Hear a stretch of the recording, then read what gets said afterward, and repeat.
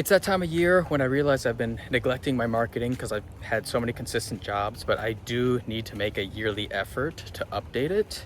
So I'm gonna go through my website because there's just some font choices and it's lacking a lot. It needs some attention. It's a rainy day, perfect time to find weaknesses in the website. I've made some tweaks over the past year and kind of consolidated everything into an easy user experience. So when someone comes in, they only have one option, and that's to click.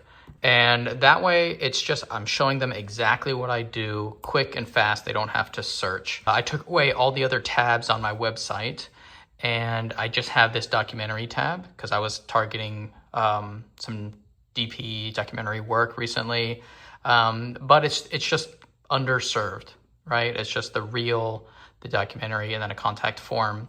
So what I want to do is follow what Cranky Cameraman did. So Dave Winters, actually I'll go to his site, and he had a really cool function for his website, which is, if I go to the DP reel, there is no DP reel.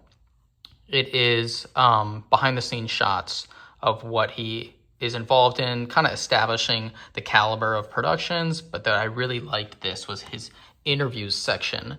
And this is the most quickly transferable way to show whoever's looking at your website, this is the quality that you're going to get for interviews. Interviews are so transferable among different production types.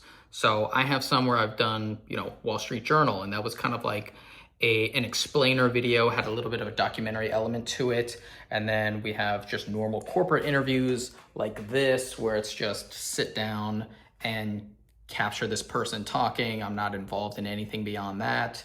Talking head pieces for social media, blah, blah, blah. Interviews are so useful. In fact, I did a really cool video on that a long time ago of basically the way I can always have a desirable skill is by doing interview and B-roll packages. So that brings me to this. I want to do this style of 2 vertical columns and just showing exactly what I can do. I am going through my footage from the last year or so. I've already color graded and exported a few of them. So I'm doing 2, right? 2 screenshots. So this would be the A screenshot and then the B screenshot. So that would be one project. And by having 2, it kind of gives more depth to what was that project like, especially if I can make A be an interview and B be B-roll. So this one, I got this off of YouTube. Someone found me and they wanted to do a interview that mimicked a wired interview. So this was the A shot, the wide, and then we matched that with the B shot, the tight on the A7S III. And I don't normally get to be in post-production and color grade match, but these actually matched up very easily. And then this one was for another Wall Street Journal job, just a simple interview and then a different interview. Those aren't the strongest.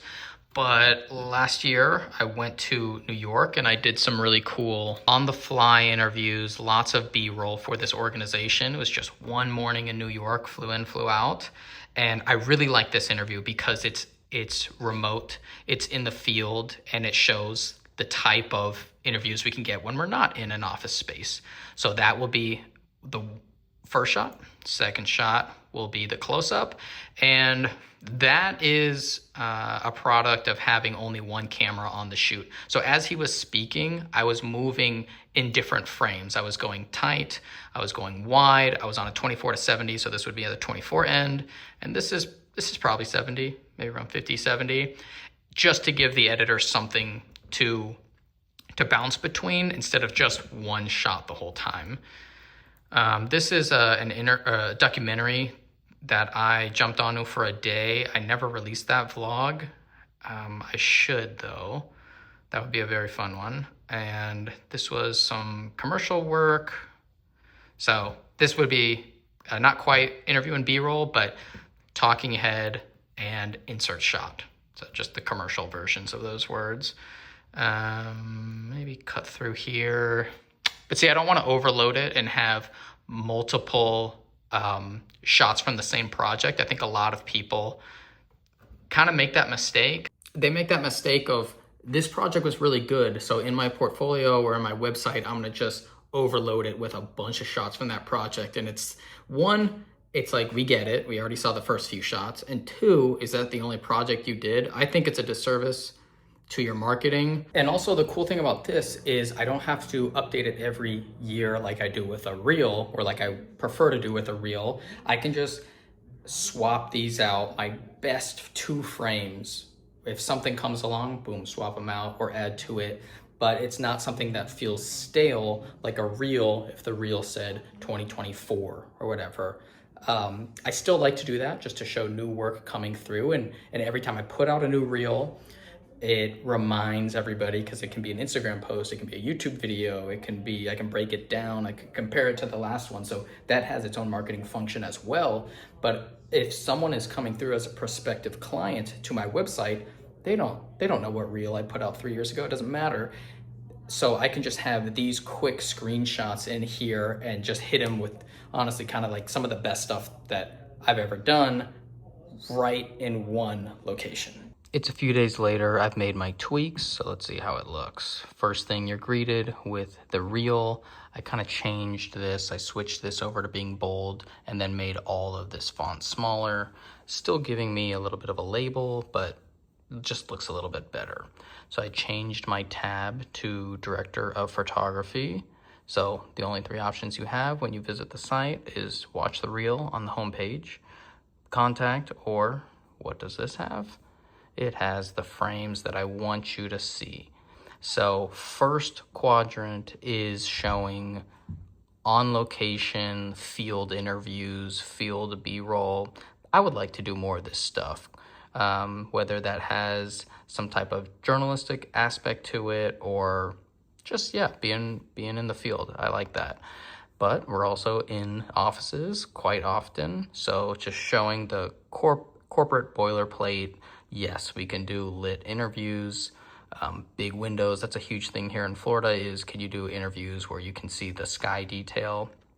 So this one, the sky detail is retained, but it's not the brightest. That's okay. Showing that we can do some branded stuff with logos showing, of course, more interviews. And we have the A and B. This is really nice. I like that.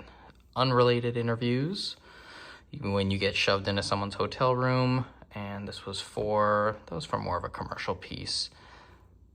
These are this frame's a little cluttered. I don't quite like it, but it is cool because it's showing off some kind of product style coverage. And then that job that is the beginning of the reel, I just didn't want it to be the beginning of these frames. So this is what I want people to see when they come in. Actually, I forgot. Let me show you the contact page. Main thing I added here was just a picture of myself. I always recommend people do that on their Production Hub profile. So people want to see who they're talking to, who they're messaging with. Same thing happens here. I want to show people what I look like and then show people an example of a common scope that I have. Also, this is a nice feature. I can also preview what it looks like on mobile.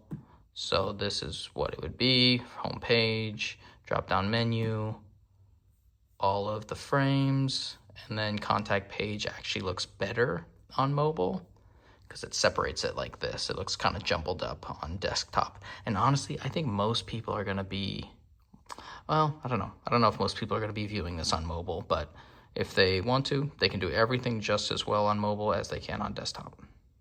So your website is obviously part of your sales funnel, and you want to force people, just like in an ad, you want to force them into the path that you want them to go. If you just throw out a web of menu options, then you don't know where their clicking path will be, what their psychology will be moving through this.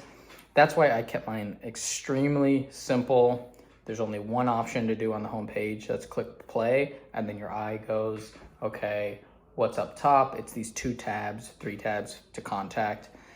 But that is a very normal type of consideration, especially like when you think of designing an ad, like a traditional like print ad or even web ad. We're talking about text.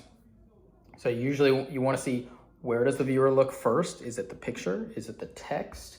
Is it high? Is it low?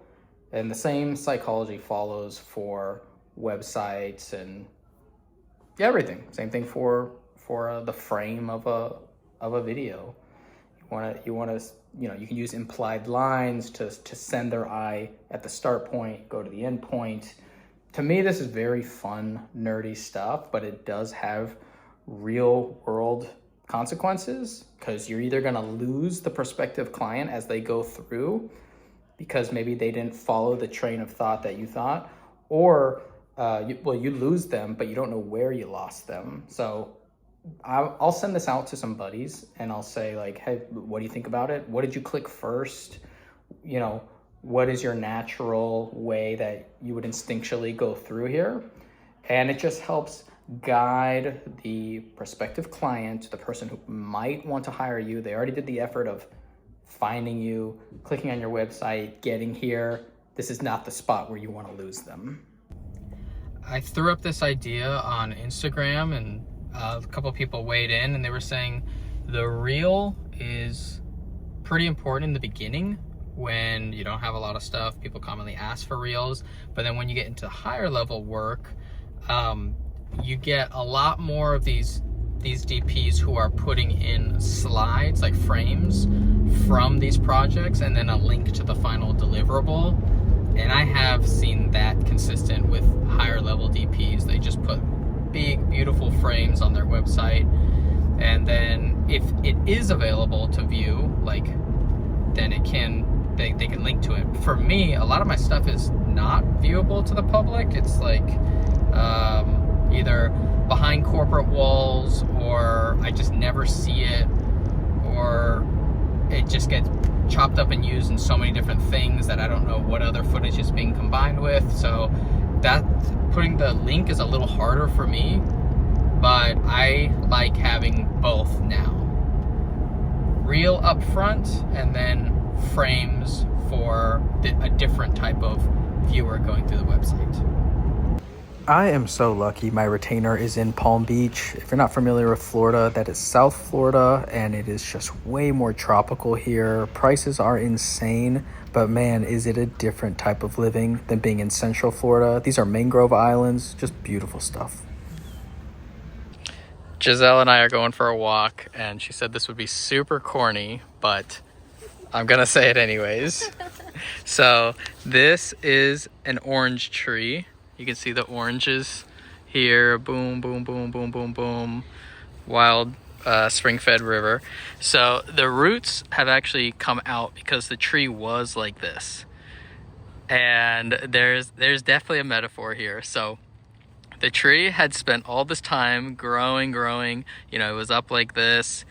And along the way, it had a couple branches, and then deep into its maturity, I'll say deep into its career, it fell over, or someone pushed it over, or a storm pushed it over, and almost became completely uprooted, and then the two little branches that it had set along the way, once it came down, those two branches started looking for sun, and then those became the orange tree, and that previous life has died. This is the new thing. So I think there's some lessons about a little bit of diversity along the way. It's okay if you tumble. Something you did a long time ago could become the brand new thing, and now it's blooming, fruiting, looks like a normal tree. All right, I know that was at the risk of being very cringy, but this is a very, very cool orange tree right along the river in the backyard that we have. You can see it better over here. Oh yeah, there's a bunch more. And then there's also a tangerine tree over there. So when we were walking, I found this. It said fallen, so fresh orange, and then tangerine trees over there. Just some more Florida stuff. Let me show you why. Let me show you why I want to move. It's 9:09 p.m. Can you hear the vacuum?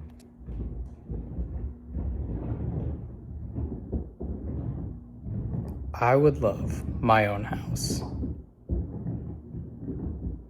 Not gonna complain because I chose to live with neighbors above me, but I would like to find a situation where there are no neighbors above me or like next to me, some acreage, a nice situation where I don't see anyone. That would be great.